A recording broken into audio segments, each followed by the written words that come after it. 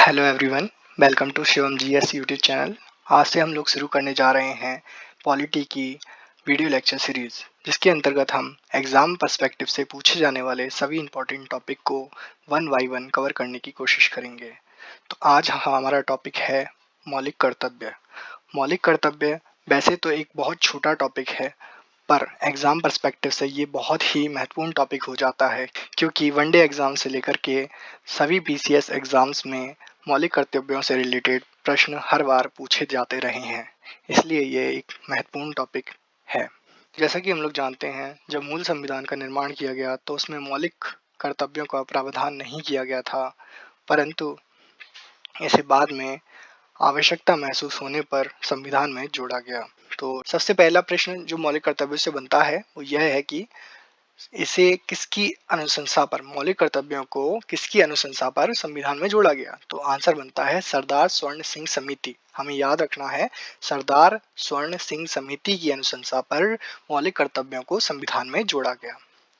दूसरा प्रश्न कि इसे किस संविधान संशोधन के द्वारा जोड़ा गया। जैसा अभी आपको बताया कि 42वें संविधान संशोधन 1976 के द्वारा मौलिक कर्तव्यों को संविधान में जोड़ा गया। तीसरा प्रश्न कि इसे कौन से भाग में रखा गया। अब 42वें संविधान संशोधन 1976 के द्वारा तो जोड़ा गया, पर इसे किस भाग में, किस अनुच्छेद के अंतर्गत रखा गया। तो आंसर होगा भाग 4 का में अनुच्छेद 51 का के अंतर्गत मौलिक कर्तव्यों को रखा गया।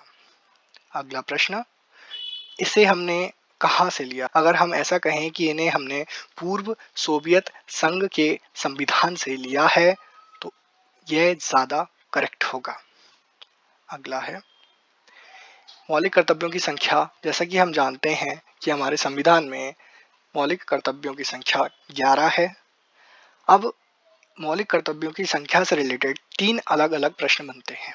पहला प्रश्न, अगर हमसे पूछा जाए कि मूल संविधान में मौलिक कर्तव्यों की संख्या कितनी थी, तो हमारा आंसर होगा एक भी नहीं, क्योंकि जब मूल संविधान बना था तब मौलिक कर्तव्यों का प्रावधान नहीं था। जैसा कि अभी हम लोगों ने पढ़ा कि जब मूल संविधान बना था तब मौलिक कर्तव्यों का प्रावधान नहीं था।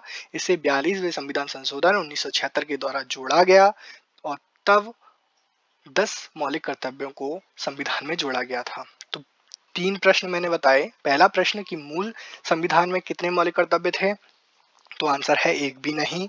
अगर पूछा जाए कि प्रारंभ में मौलिक कर्तव्यों की संख्या कितनी थी, तो आंसर होगा 10।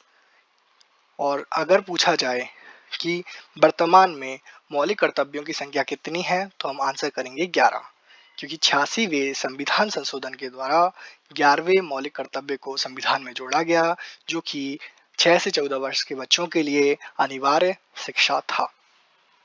तो ये कुछ मौलिक कर्तव्यों से रिलेटेड प्रश्न थे। अब हम मौलिक कर्तव्यों को वन बाय वन पढ़ेंगे, क्योंकि एग्जामिनेशन में मौलिक कर्तव्यों से रिलेटेड प्रश्न यहाँ से अक्सर पूछे जाते हैं। पहला, प्रत्येक नागरिक का यह कर्तव्य है कि वह संविधान का पालन करे, उसके आदर्शों, संस्थाओं, राष्ट्रध्वज, राष्ट्रगान का आदर करे।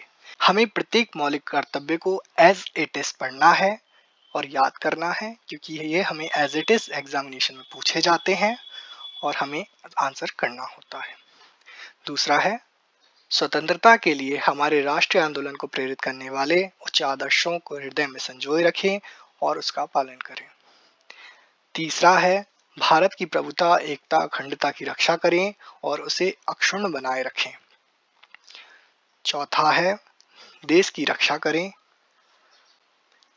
पांचवा है, भारत में सभी लोगों में समरसता और समान भ्रातृत्व की भावना का निर्माण करें।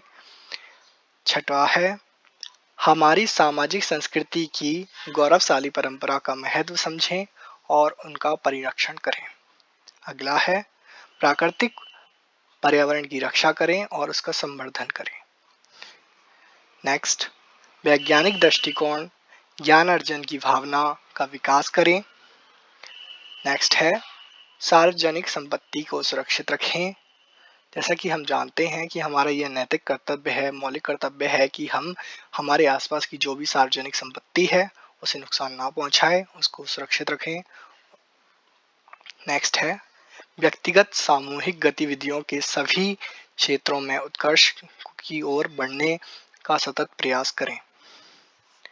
नेक्स्ट है, जैसा कि हमने बताया कि इसे 86वें संविधान संशोधन के द्वारा जोड़ा गया 11वां मौलिक कर्तव्य, माता-पिता व संरक्षक द्वारा 6 से 14 वर्ष के बच्चों हेतु प्राथमिक शिक्षा को प्रदान करना, यह 86वें संविधान संशोधन के द्वारा मौलिक कर्तव्यों में जोड़ा गया था।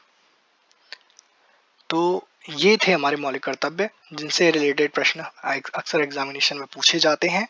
अक्सर हमें कोई भी मौलिक कर्तव्य दे दिया जाता है और हमें पूछा जाता है ये किसका पार्ट है, मौलिक कर्तव्यों का या मूल अधिकारों का, तो हमें आंसर करना होता है कि ये मौलिक कर्तव्यों का एक हिस्सा है। और कई बार ये पूछा जाता है हमसे कि ये कौन से नंबर का मौलिक कर्तव्य है। ये कुछ एग्जामिनेशंस में पूछा गया है, लेकिन सबसे ज़्यादा महत्वपूर्ण है कि सबसे पहले हम सभी मौलिक कर्तव्यों को याद करें। अगर ये पहले याद हो जाता है तब हम ये याद रख सकते हैं कि ये कौन से नंबर का मौलिक कर्तव्य था। अक्सर एग्जामिनेशन में एक प्रश्न ऐसा भी बनता है, हमें एक मौलिक कर्तव्य दे दिया जाएगा और हमसे पूछा जाएगा कि ये किस अनुच्छेद से है। हम जानते हैं कि मौलिक कर्तव्यों को अनुच्छेद 51 का के अंतर्गत रखा गया है, और अगर ये पूछा जाता है कि कौन से भाग के अंतर्गत रखा गया है, ये भाग 4 का के अंतर्गत रखा गया है। अगर हमसे पूछा जाता है कौन से अनुच्छेद में रखा गया है, तो हम 51 का आंसर करते हैं। अगर हमसे पूछा जाता है कौन से भाग में रखा गया है, तो भाग 4 का आंसर करते हैं। तो आज के लिए इतना ही। नेक्स्ट वीडियो लेक्चर में हम मौलिक कर्तव्यों से रिलेटेड प्रश्न उत्तरों को लेकर के आएंगे, जिससे आप लोग क्या कर सकते हैं, आप मौलिक कर्तव्यों को अच्छे से पढ़ सकते हैं और उनका प्रश्न उत्तर लगा करके ये देख सकते हैं कि क्या हमसे इस टॉपिक से रिलेटेड प्रश्न उत्तर बन पा रहे हैं या नहीं बन पा रहे हैं। So thanks for watching.